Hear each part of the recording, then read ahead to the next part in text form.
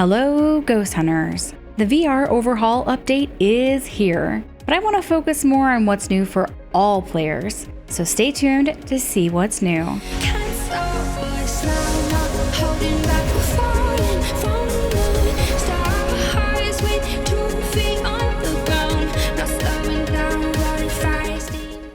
Let's start with the updates that affect all players inside and outside of VR. Probably the most notable change is to hiding spots. You may remember my Save Spots video, and if you don't, you can watch it here. But because players were using doors to hide so frequently, developers made changes to most, but let's be real, probably not all, hiding spots.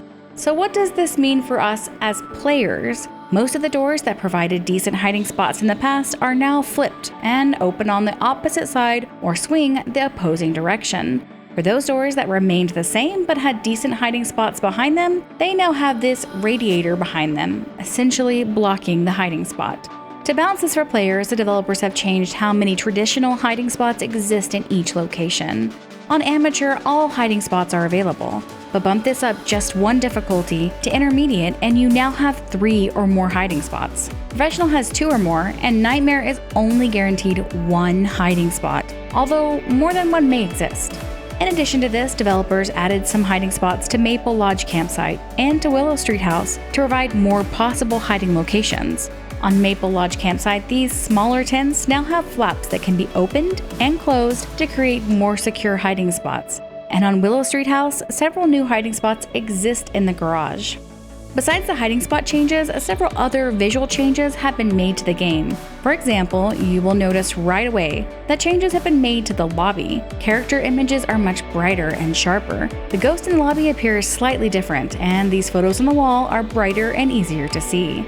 Once ghost hunters head out to their locations, they'll notice several changes in the truck, starting with these new screens in the van. Also, the sound sensor has finally received an updated look, although its functionality appears to have remained the same. It is easier to see the area they cover on the map, as they now cover a radius around them. Rather than being placed on the walls, they are now placed on tables, floors, chairs, and other items, much like you would place a video camera. The sound sensor graph in the van seems to be more accurate and easier to read as well. Based on my own testing of this item, it appears it does not pick up sounds from players, but it does pick up some of your tools, like the spirit box, even if the ghost isn't saying anything. In my personal opinion, it is still a mostly useless item, as most players will have already located their ghost before placing sound sensors, thus making them pointless. Once inside, you will notice several changes to your smaller locations. I was unable to spot any changes to the larger maps or to the Grafton farmhouse, and only one door change inside of Bleasdale. Tanglewood has the least amount of changes amongst the houses. Edgefield got a few changes that made sense, like this bathroom that lacked a sink, and a few changes that don't really make sense, like this bedroom. Willow and Ridgeview had the most changes, and while I won't go over all the door spots that are now different, or all the light switches that have been moved as a result, I will point out these changes. Ridgeview got a remodel with the blue rug and carpet being completely removed and replaced with wood flooring. You'll also notice that the light switches in the kitchen area have been moved. This feels like a nice change for this location.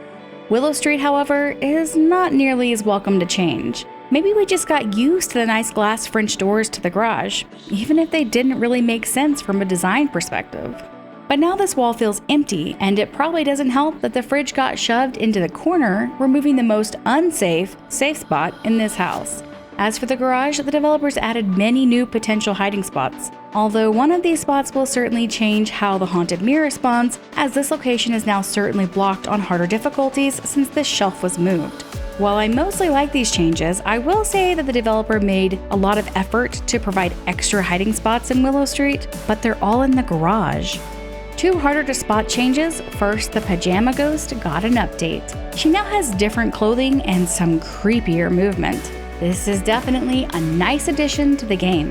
If you've not been out to the dock in Maple Lodge, you may have missed this lighthouse, which I'm certain wasn't there before. Is this a hint at a new map coming in the future? Or is this an addition based on the April Fool's update? Maybe it's both. We'll have to wait and see.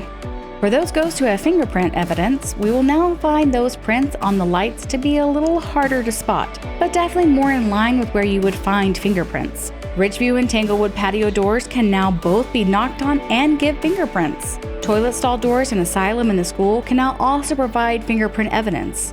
The Edgeville basement now has a light in it. Admit it, how many of you didn't notice that this room had no light? Some of you probably have noticed that the computer in the boys' bedroom in Tanglewood could be turned on, provided the power was on. Well, now ghosts can interact with keyboards to turn on desktop computers in all of the houses. There is one desktop computer found in each of the houses. Change that I personally really like is the visual change to lockers. Lockers now have slits in them that players can see into and out of. This makes hiding in lockers much more appealing if you want to see where the ghost is rather than just hearing it. The journal got a minor update as well. On your evidence tab, you can cross off ghosts just as you can the evidence. This will make narrowing down your ghost easier. The tape at the bottom of the page with your ghost type is now gone as well. The Obake got a small change. As I've mentioned in many videos before, the Obake has a unique 6-finger handprint. This ghost can now leave a unique 2-finger print on light switches.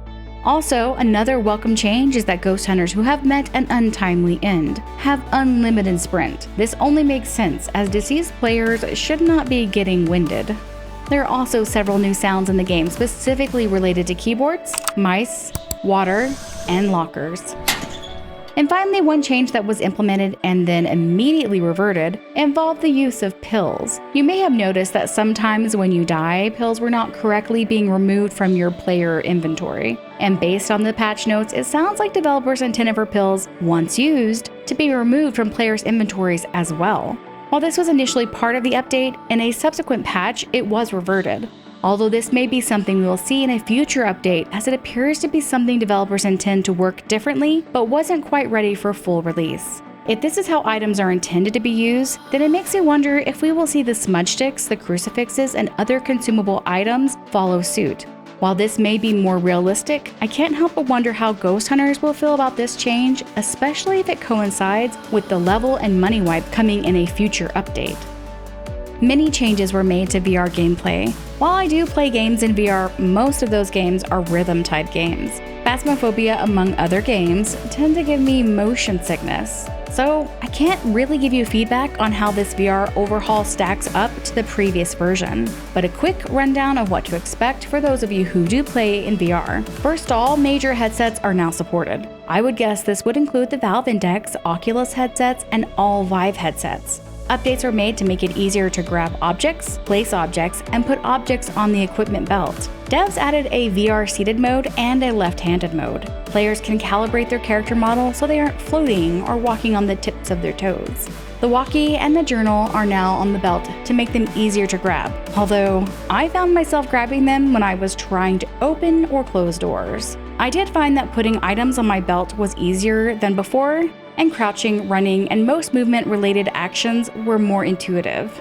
There are still some bugs in the overhaul that I'm sure will be addressed soon. The most notable bugs include dots and motion sensors being backward and upside down in players' hands, making it difficult to place them, and what I refer to as the demon eyes on some players.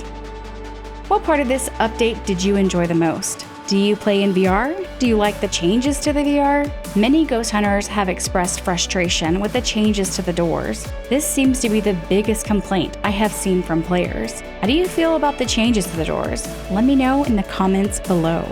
I personally noticed that the light switch in the Tanglewood basement has been moved to the top of the stairs. And while I think this makes more sense, I also noticed that there is no longer a place for fingerprint evidence to show up in the basement. If your ghost is a basement dweller on the Tanglewood map, you'll need to wait for it to hunt to find that fingerprint evidence.